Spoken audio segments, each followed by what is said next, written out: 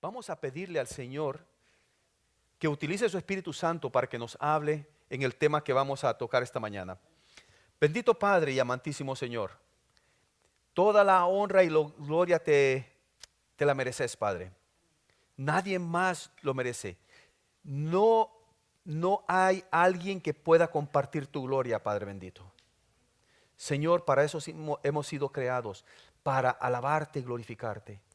Y pedimos, Señor, que tu Espíritu nos guíe para escudriñar tu palabra, para conocer tu voluntad, para poder ser fieles y obedientes a ella, Padre, para agradarte a través de nuestra obediencia, Señor. Abrir nuestro entendimiento, Señor. Escudriñar nuestros corazones, Padre, porque queremos serte obedientes, queremos agradarte, Padre bendito. Gracias, Señor.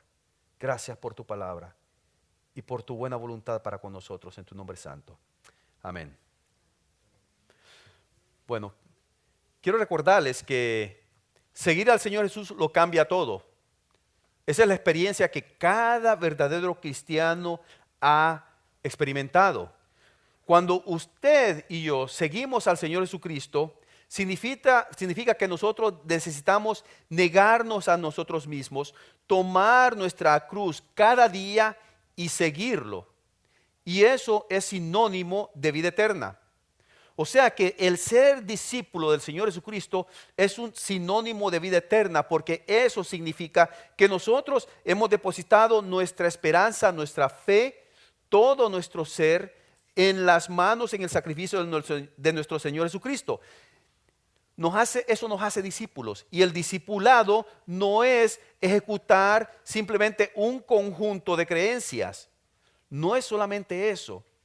Déjeme decirle, el discípulo no solamente es aquel que sigue o que cree este grupo de directrices o de creencias, valga la redundancia, sino que es vivir una vida transformada por estas creencias.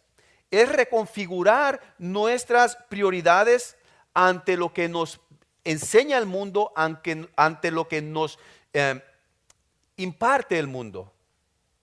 En otras palabras, seguir a Jesús significa nadar contra la corriente.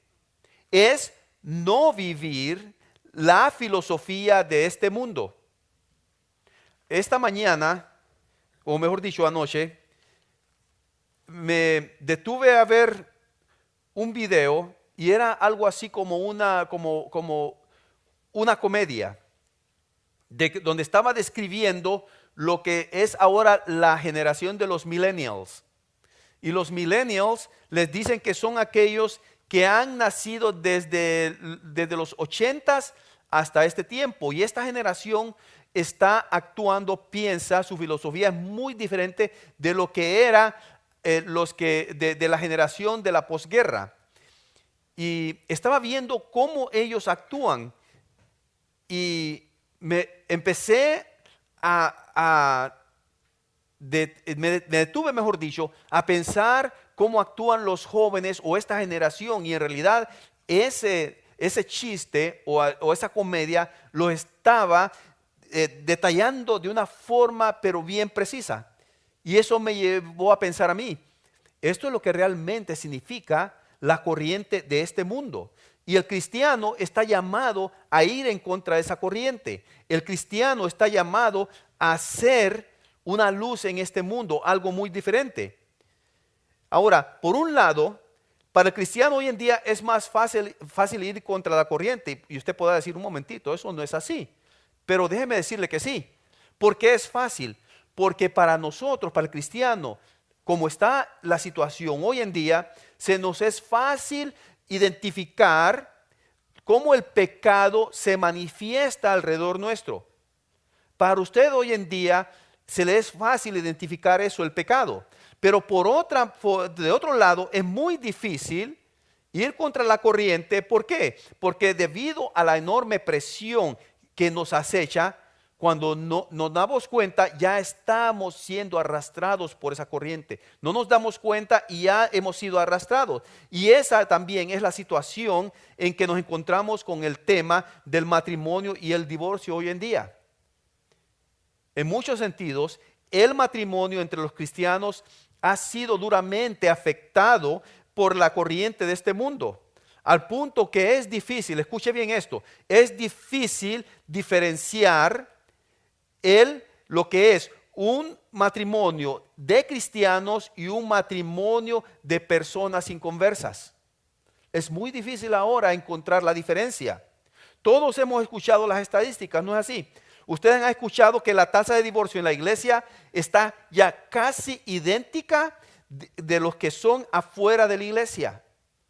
El número entre cristianos, el número de divorcios entre cristianos va aumentando de una forma, no voy a decir a pasos agigantados, pero de una forma discreta se va nivelando a lo que es el número de aquellos que no tienen a Cristo en su corazón. Y es por eso que todos nosotros estamos siendo afectados por el divorcio, ya sea de una forma directa o indirecta. ¿Por qué directa? Puede ser que nosotros podemos estar experimentando una separación, pero también los que están alrededor nuestro, ya sean nuestros padres, ya sean nuestros hermanos, nuestros hijos, nuestros nietos, cualquiera alrededor nuestro tiene que ver con el divorcio. Ahora, esta mañana vamos a ver cómo Jesús nos enseña que el divorcio es un tema que está íntimamente ligado a lo que es el discipulado. Y es que no es solamente una cosa cultural. Créame, muchos dicen, bueno, ahora el divorcio es parte de la cultura. Es algo normal. Ahora la gente se casa y en unos 5 meses se divorcia y dicen, por lo general, el promedio de vida de un matrimonio es 5 años. Y si un matrimonio excede los 5 años, quiere decir que ya ha pasado la etapa más crítica. Eso se decía hace unos 20 años, pero ahora 10 años, 20 años dentro del matrimonio, hay problemas que amenazan con esto del divorcio. Así es que el matrimonio es un tema del discipulado, así como el divorcio. ¿Pero por qué?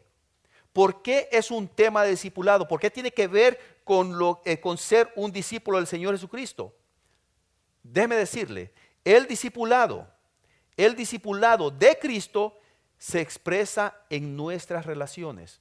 O sea, que si usted es un discípulo de Jesucristo, ese discipulado se va a reflejar en la relación que usted tiene con los demás y primeramente en su matrimonio.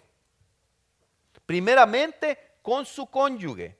Así que el último mensaje, recuerden de qué hablamos el último mensaje sobre lo que es la serie de Marcos. Hablamos lo que significa ser el más grande en el reino de Dios y cómo esa grandeza se refleja en cómo nosotros servimos a los demás. Cómo usted, siendo discípulo del Señor Jesucristo, quiere ser grande en el reino de Dios, necesita hacerse como el más pequeñito y servir a los demás. Eso es lo que estábamos diciendo. Y eso se refleja en ¿qué? En la relación que tenemos con las personas alrededor nuestro. Eso es lo que significa grandeza.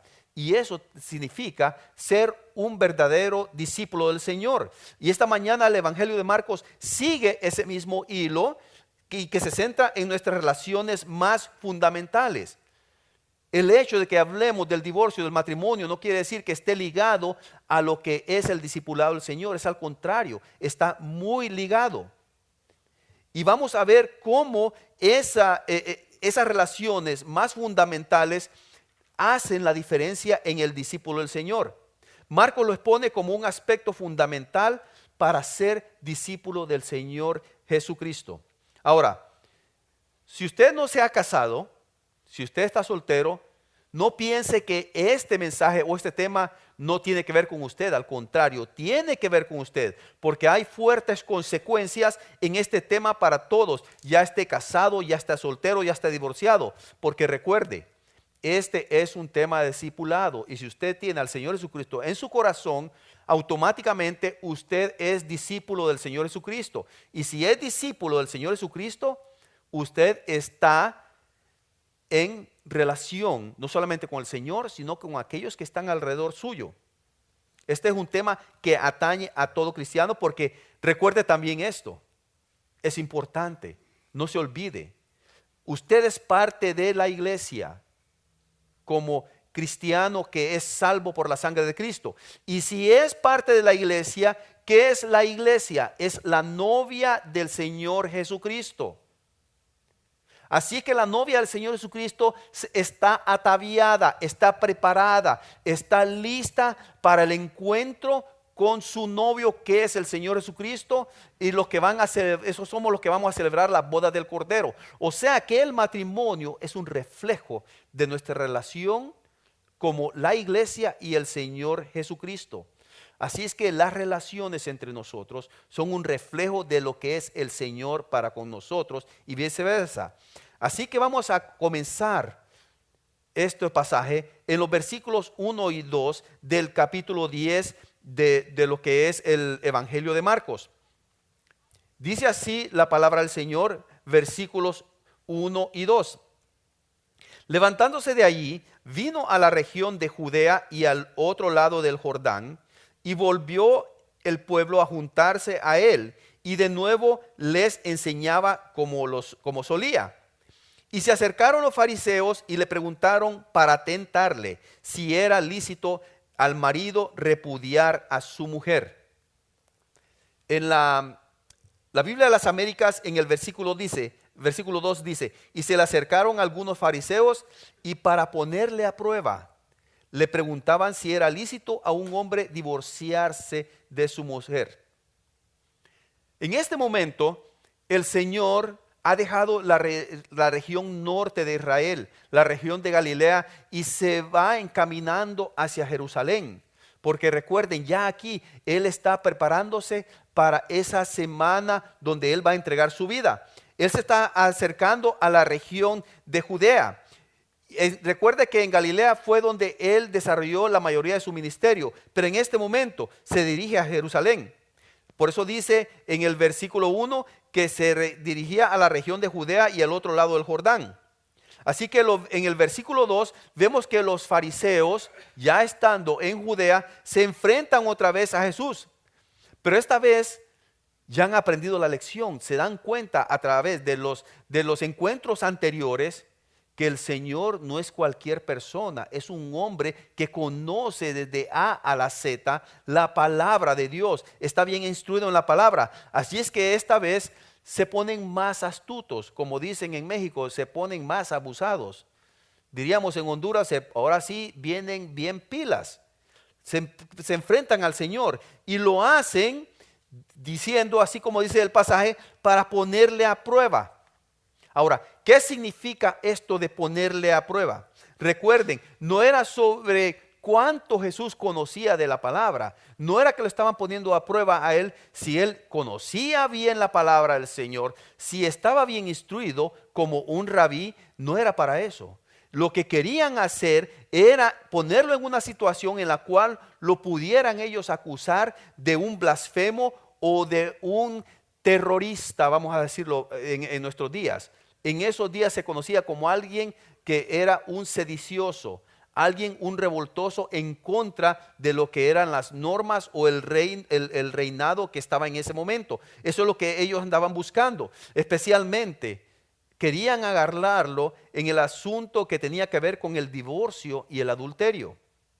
Marco menciona que están en la región de Judea. Pero ¿por qué Marcos menciona que están en la región de Judea? No es simplemente para darnos una reseña en realidad donde es el mapa de lo que es de Israel. Tiene que ver mucho porque esta región de Judea era la jurisdicción de Herodes. Este era ya el territorio donde reinaba Herodes. Y recuerden que es el mismo Herodes que encarceló a Juan. ¿Y por qué encarceló a Juan? Porque Juan le decía, no te es lícito tener como mujer la esposa de tu hermano, le decía. Eso es adulterio, eso es un adúltero.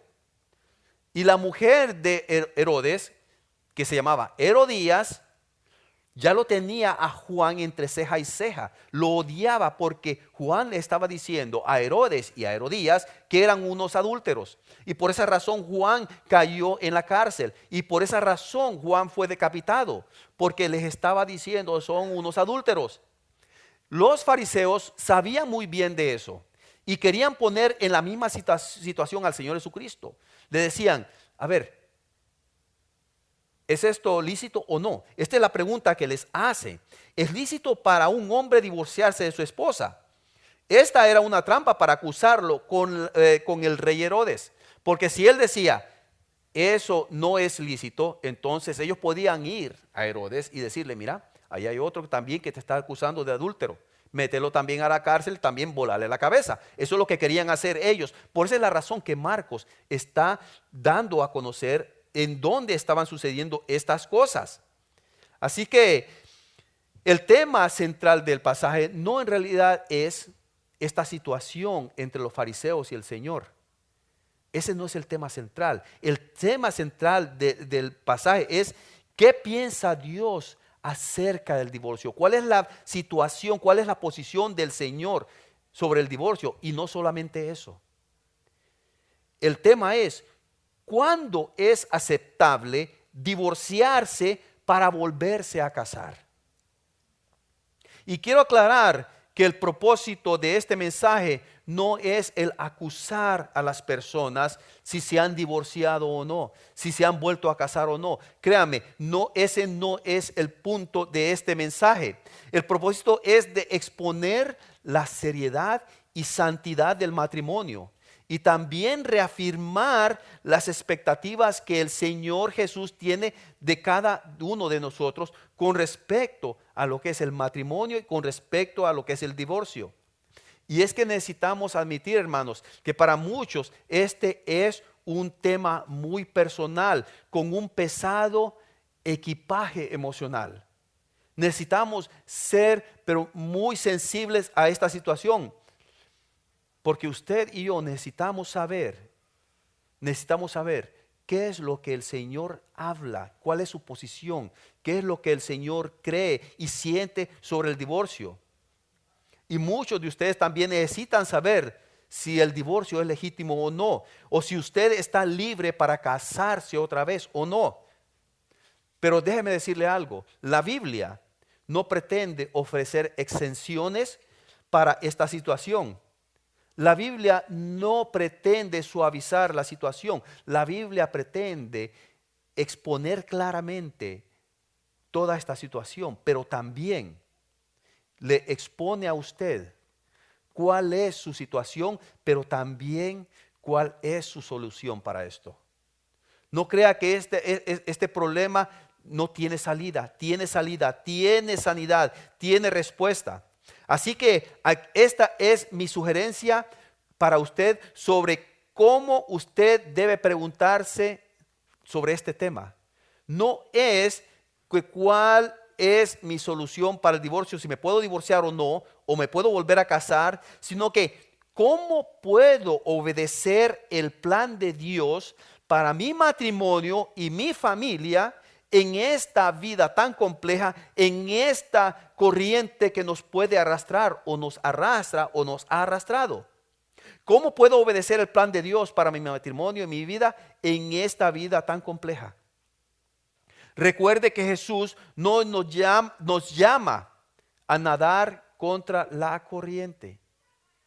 Nos llama a eso.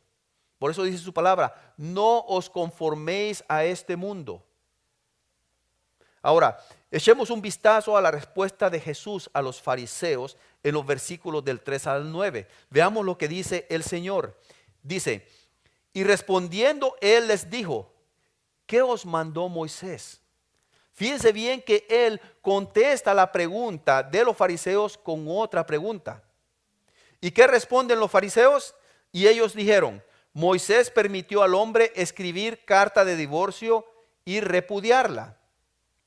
Así es que vemos como cualquier buen maestro, él contesta con una pregunta. Y la respuesta de los fariseos es una referencia a Deuteronomio 24:1, donde Moisés habla acerca de dar certificado de divorcio a la mujer.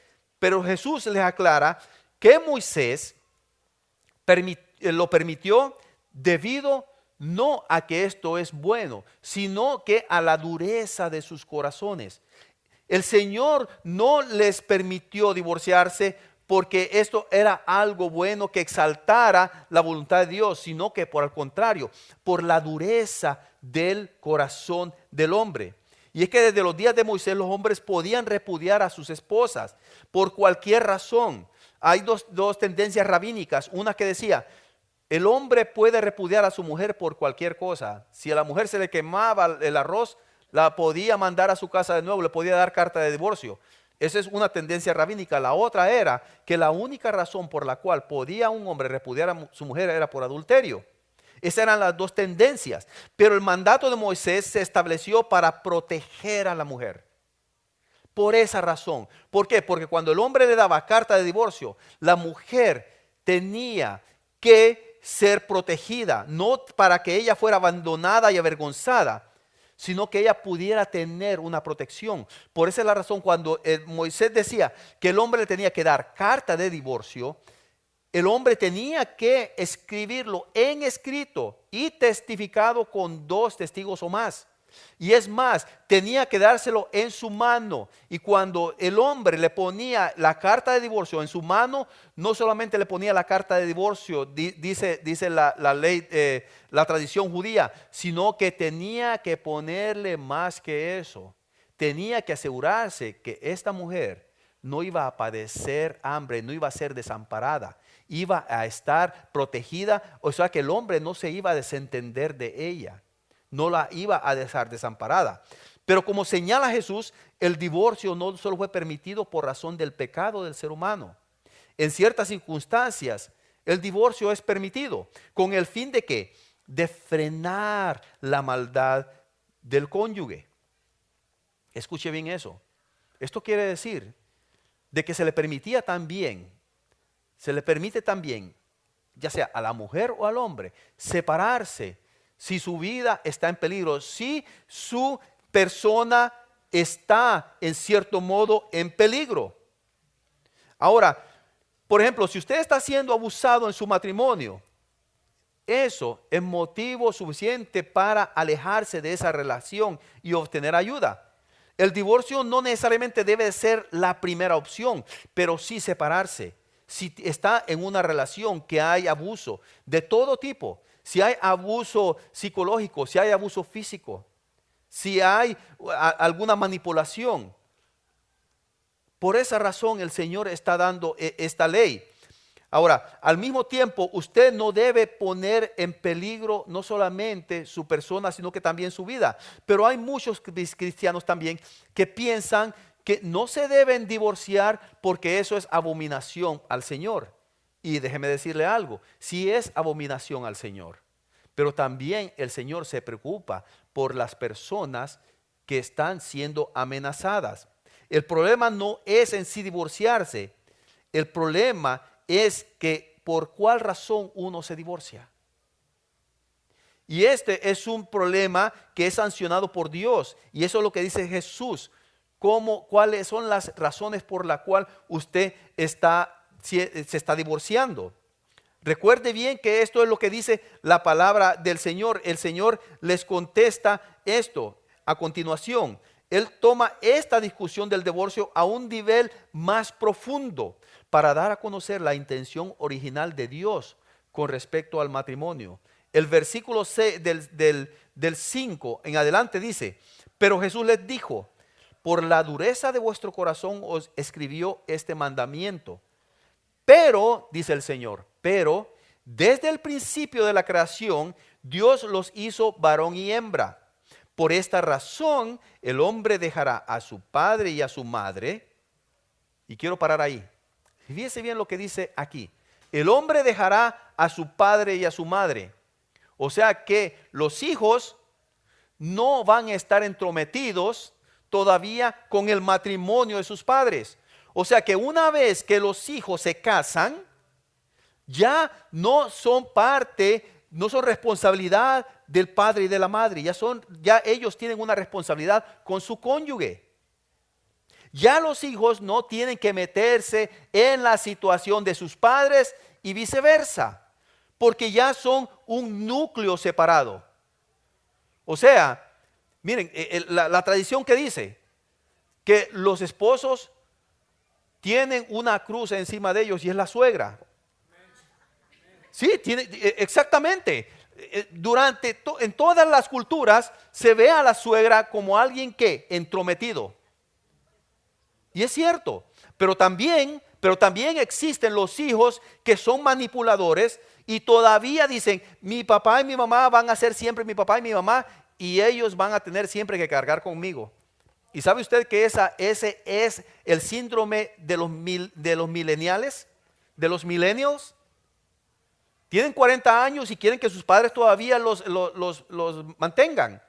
Es un problema que existe en el matrimonio y sin saberlo, eso también es un problema de divorcio. Por eso dice aquí, por esta razón el hombre dejará a su padre y a su madre. ¿Y por qué lo dice? Pero desde el principio de la creación Dios los hizo varón y hembra. Por esa razón el hombre dejará a su padre y a su madre y los dos serán una sola carne. Por consiguiente dice, ya no son dos, sino una sola carne. Ahora, quiero decirles algo. ¿Sabe qué significa la palabra divorcio? La palabra divorcio significa amputar. Eso significa en el original. O sea, que si usted le amputan una mano, usted está divorciando esa mano de la parte del cuerpo. Eso es lo que significa la palabra de divorcio. Y dice el versículo 9, por tanto, lo que Dios ha unido, ningún hombre lo separe. ¿Sabe usted cómo Dios ha unido al hombre y a la mujer? Y voy a ser explícito en esto. La unión que hace Dios del hombre y la mujer está cuando ellos se unen en un solo cuerpo. Y si usted puede decir cómo se unen el hombre y la mujer en un solo cuerpo, es cuando ellos están unidos en el acto sexual. Es ahí donde se consuma. Y hoy en día muchas personas dicen, bueno, estamos viviendo en unión libre, no estamos casados, así que no hay problema. Nos podemos separar y yo me puedo casar y ahí nomás se acaba todo. Y saben ustedes, están equivocados. Porque por eso dice este pasaje, lo que Dios ha unido, ningún hombre lo separe. A menudo nos preguntamos cuándo es lícito divorciarnos, pero Jesús no responde a esa pregunta. Él no responde cuándo es lícito divorciarnos. En su lugar nos recuerda lo sagrado que es el matrimonio. Por eso Jesús no nos enseña cómo salir del matrimonio. Jesús nos enseña, Él nos reorienta al propósito del matrimonio y de su belleza. ¿Han escuchado esa frase? Yo sí la he escuchado muchas veces y lo toman como un chiste. Dicen, el matrimonio es como el demonio. Eso es lo que se tiene, ese es el concepto del matrimonio hoy en día. Pero no saben que la belleza del matrimonio es aquella que refleja una imagen clara de Dios. El matrimonio refleja esa belleza de nuestro Señor. La unión del hombre y la mujer reflejan la imagen de Dios, la imagen de Cristo y su esposa, la iglesia. Esto es algo precioso, hermanos. Y no solamente es precioso, es bueno. Jesús en este momento cita Génesis 2:24 para mostrar el diseño original de Dios. Dejar padre y madre, dos se convierten en una sola carne. Dios une lo que nadie debe separar. Ahora, los fariseos y el pueblo están debatiendo en esto. Están tratando de interpretar la ley de Moisés.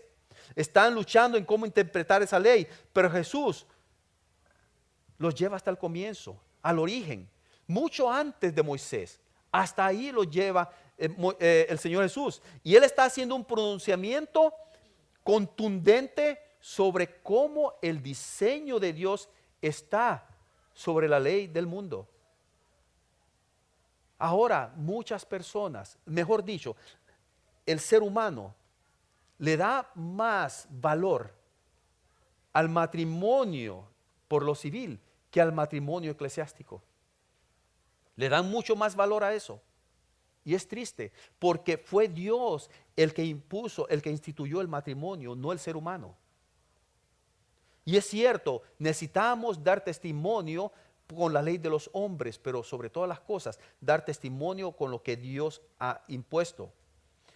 Estas gentes se están preguntando qué dice la ley judía. Y Jesús les dice, están haciendo la pregunta equivocada. Eso es lo que ustedes no deben de preguntar. No se trata cuándo es aceptable el divorcio. Al contrario, el matrimonio es algo que nunca debe de romperse. Por eso Jesús proclama el versículo 9, por tanto lo que Dios ha unido, ningún hombre lo separe. Como lo dije anteriormente, lo que está diciendo el Señor aquí, la ley de Dios está por sobre todas las leyes y su propósito no es de librar al hombre de la mujer de su compromiso por cualquier excusa, sino que su propósito es mantener una relación que agrade a Dios con un corazón limpio y obediente. A eso nos ha llamado el Señor. Él nos está advirtiendo a todos que quien rompe una unión bajo la autoridad de Dios, inevitablemente se está sometiendo a juicio. Y no estamos hablando a juicio de muerte. No estamos hablando de eso. No estoy hablando yo de que si usted se ha divorciado, usted está condenado. No está condenado.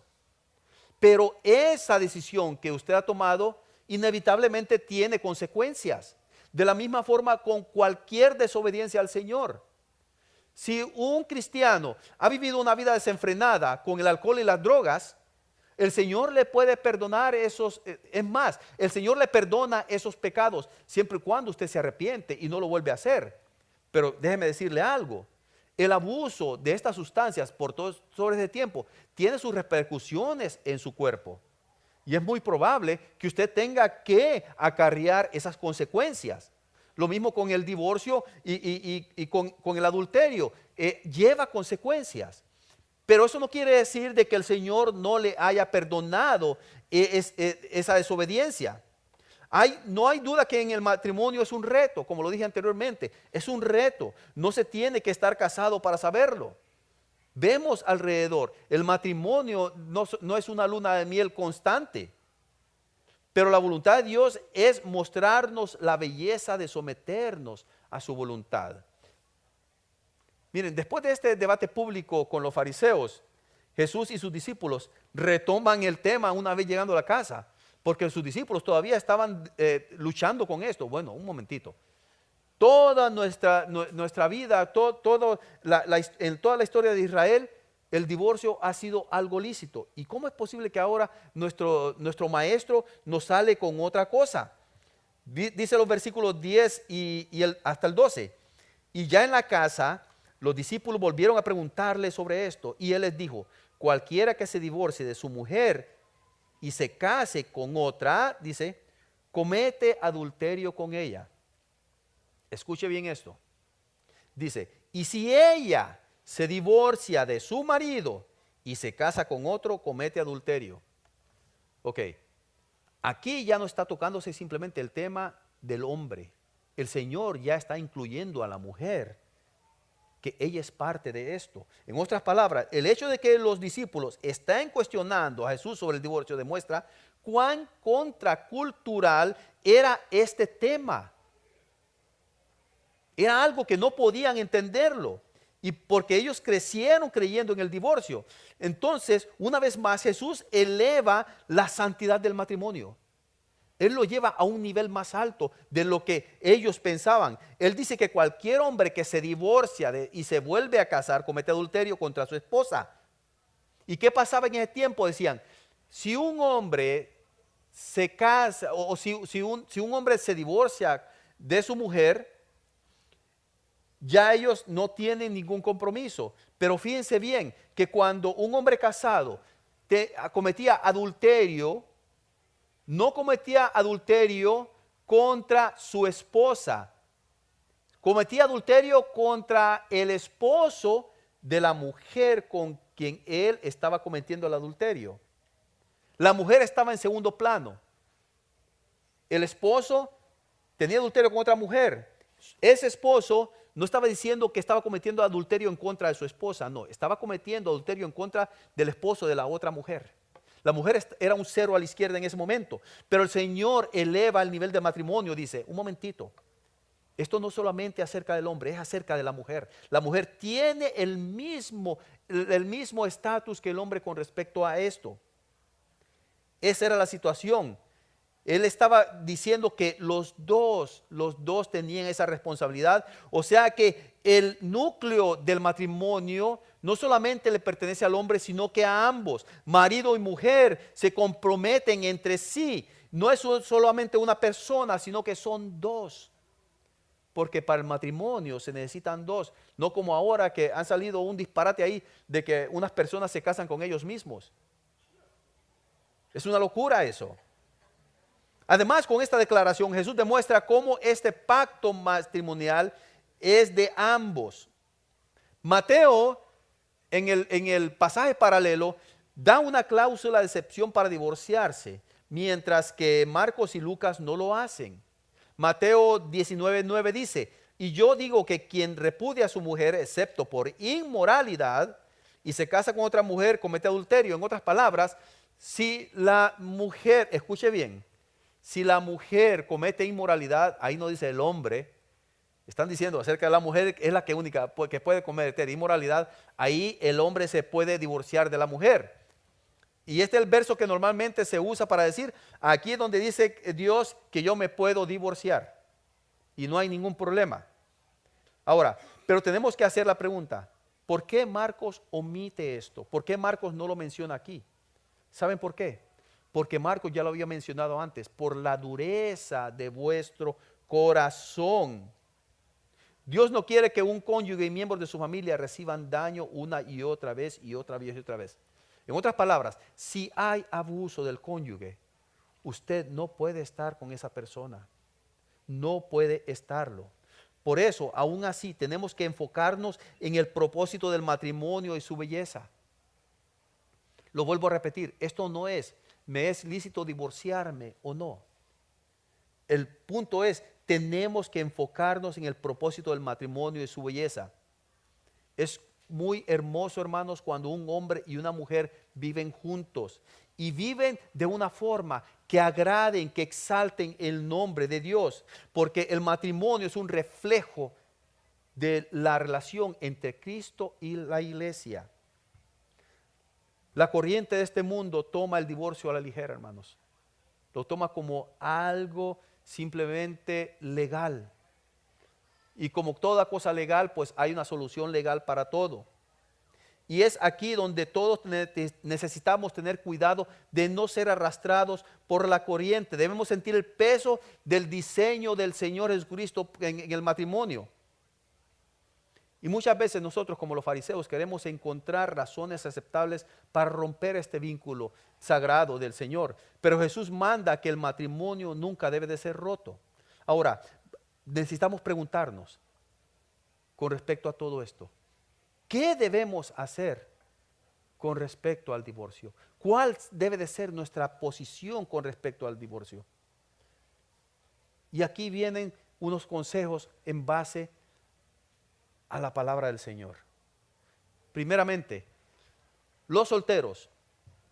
Muchas personas están desprestigiando el matrimonio hoy en día porque han visto los estragos en las relaciones y dicen, yo no quiero vivir eso. Y puede ser, si el Señor ha puesto en su corazón vivir una vida de celibato, está bien. Pero el matrimonio no es algo que se necesita tomarse a la ligera. No se necesita darle la seriedad que Dios le da al matrimonio. Porque el matrimonio no es es lo que usted puede recibir de su cónyuge. Es al contrario, es lo que usted necesita dar a su cónyuge.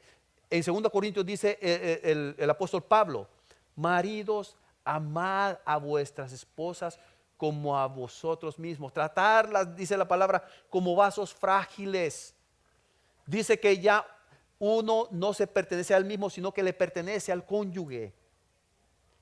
Hay una seriedad en esto. Usted se da por completo a la otra persona. No es que usted espere que la otra persona se le dé por completo a usted. No piense que el matrimonio, una vez casados, usted va a hacer que la otra persona se acople a usted. Eso no va a suceder nunca. Van a tener 60, 80, 100 años de matrimonio y usted se puede morir pensando en eso y eso nunca va a suceder. Va a suceder hasta el momento que usted se acople, se amolde a su cónyuge. Es importante para los solteros entender esto. Para los que están casados, permanezcan casados. Protejan su matrimonio, oren juntos, pasen tiempo juntos como pareja, no solo como padres si tienen hijos. Créame que ese es un grave problema. Porque yo he escuchado muchas parejas que tienen problemas en el matrimonio. ¿Y qué es lo primero que dicen? Yo estoy con él o con ella por mis hijos. Llega un momento que sus hijos se van, crecen y se lleva a cabo la ley del Señor. Dejarán padre y madre y se unirán a su mujer y serán una sola carne y ustedes después quedan. ¿Y después qué? Sucede que ya se fueron mis hijos y ahora ¿qué hago? Yo ni sé cómo actuar con mi cónyuge. Se siente raro estar con ella o con él y platicar. ¿De qué vamos a platicar? Es que no debemos de esperar hasta el momento que nuestros hijos se van para tener eso. Es necesario cultivar, mantener esa relación en el matrimonio. Y si usted está contemplando el divorcio por algún problema, por favor, busque ayuda. No se rinda. Incluso si usted tiene una base bíblica para separarse, considere lo que es la gloria de Dios en usted y en su cónyuge al darse testimonio de que a pesar de los problemas, ustedes todavía se aferran a la voluntad de Dios y se aferran a su misericordia y a su poder. Si usted no tiene base bíblica para el divorcio, considere que eso es ofensivo al Señor. Por eso dice en Deuteronomio que el divorcio es abominación para el Señor. Ahora, los que están divorciados. Ahora, yo le voy a decir una cosa. Si usted se ha divorciado por la razón que está dando la palabra del Señor, no se sienta un pecador. No se sienta alguien que está condenado, porque no lo es. Porque el Señor lo ama. Si usted se ha arrepentido de todo lo que ha hecho con respecto a su matrimonio, el Señor acepta ese arrepentimiento. Recuerde que tiene que salir de su corazón. Y nosotros como cuerpo de Cristo queremos que esa relación entre usted y nosotros sea la mejor que el Señor quiere. Porque usted pertenece a la comunidad de Dios, a la familia de Dios. Otra vez, usted está divorciado, pero quiere hacer las cosas bien ante el Señor. Se ha divorciado y se ha casado. El Señor no le está pidiendo que se divorcie otra vez y se vuelva a casar con la persona anterior, porque Deuteronomio dice que eso tampoco se debe de hacer. Es como decir, resolver un problema con otro problema, no se puede hacer. No estoy diciendo que sea esa la solución, pero es muy posible que el Señor pueda restaurar su vida para que usted pueda funcionar de una forma sin interrupciones con el Señor. Por último, aquellos que se han divorciado y se han vuelto a casar, como le dije anteriormente, no estamos diciendo que usted se debe divorciar. Y lo vuelvo a repetir, no se divorcie otra vez para intentar restablecer un primer matrimonio, porque eso no resuelve nada. Eso empeora todo. Si no lo ha hecho, reconozca que ha ofendido al Señor y arrepiéntase. Recuerde que los pecados se perdonan. El Señor perdona todos los pecados. No son, Él se olvida de ellos y los tira al fondo del mar. Y si bien no es cualquier cosa destruir lo que el Señor unió, la gracia de Dios es inmensa. Déjeme decirle algo. El Señor, una vez que uno se arrepiente, que usted y yo nos arrepentimos, Él no se recuerda más de este pecado. No se recuerda de él. El Señor nos libera de esa esclavitud. El Señor nos da gozo. Él restaura nuestro gozo. ¿Se puede imaginar qué hubiera sido del rey David al haber adulterado con Betsabé? Cuando el profeta Natán llegó donde David y le dijo, esto es lo que has hecho. ¿Sabe qué se dio cuenta David? de que él era merecedor de muerte. Pero él reconoció su pecado y dice, he pecado contra Dios. ¿Y qué le dice Natán? No morirás.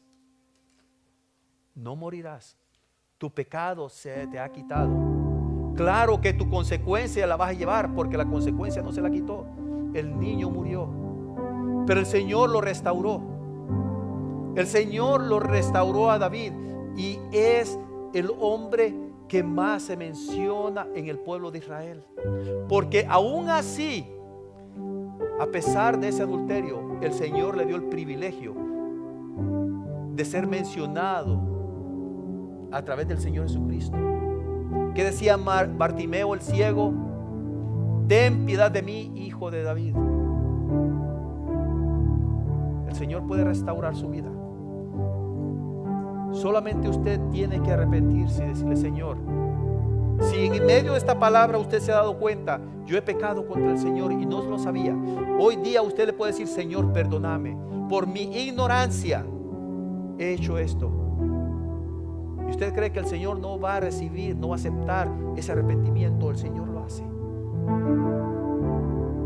Todos los pecados no son perdonados, menos aquel de rechazar el Espíritu Santo. La sangre de Jesús es lo suficientemente potente como para lavar todas nuestras manchas, aún las más profundas, porque es la única, la sangre de Cristo es la única que puede hacer nuestro interior más blanco como la nieve. Seguir a Jesús lo transforma todo. Y comenzando por nuestros matrimonios, hermanos. El deseo de Cristo es que seamos un cuerpo con matrimonios fuertes, robustos, llenos de perdón y de esperanza. Porque esto es lo que agrada al Señor. Vamos a orar, hermanos. Mientras oramos, usted puede decirle al Señor, Señor, yo quiero reflejar, yo quiero dar testimonio de mi discipulado a través de mi matrimonio. Yo quiero darte honra y gloria a través de mi matrimonio. Pero también usted le puede decir, Señor, no puedo arreglar todo lo que he hecho, pero a través de ahora en adelante en mi vida quiero yo glorificar tu nombre. Puede hacerlo. Oremos.